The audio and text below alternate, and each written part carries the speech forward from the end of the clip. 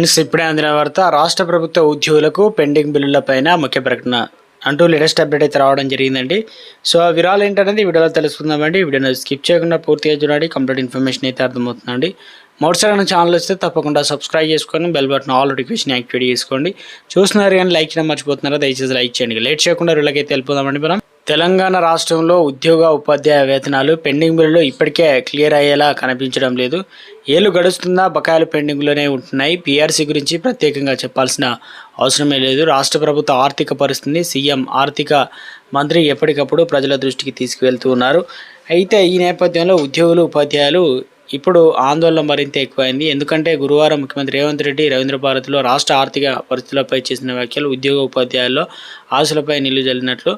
అప్పులు 8.15 లక్షల కోట్లు. ముఖ్యమంత్రి రేవంత్ రెడ్డి తెలిపిన వివరాల ప్రకారం చూసినట్లయితే రాష్ట్ర ప్రభుత్వానికి 8.15 లక్షల కోట్ల అప్పులు ఉన్నాయని, వీటిలో గత బీఆర్ఎస్ సర్కారు చేసిన అప్పులకు వడ్డీ కట్టేందుకు 1.58 లక్షల కోట్లు మేర మళ్లీ రుణాలు తేవాల్సి వస్తుందని, ప్రతి నెల సర్కారు 18,000 కోట్ల ఆదాయం మాత్రమే వస్తుందని, సుమారు 22,000 కోట్ల ఆదాయం వస్తేనే ప్రభుత్వాన్ని కనీస అవసరాలు తీరుతాయని సీఎం రేవంత్ రెడ్డి అయితే తెలిపారు.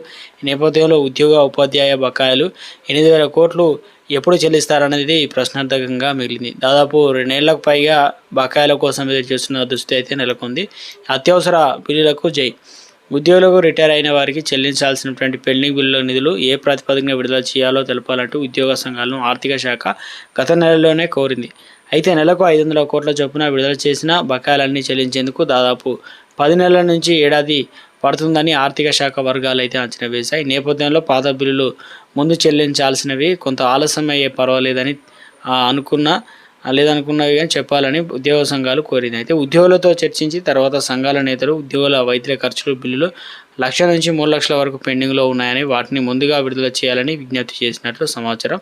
ఇక రిటైర్ అయిన వారికి చెల్లించాల్సినటువంటి బిల్లులు మొత్తం 10 లక్షల నుంచి 50 లక్షల దాకా ఉన్నట్లు కూడా తెలుస్తుంది. పెరిగిన వ్యయం.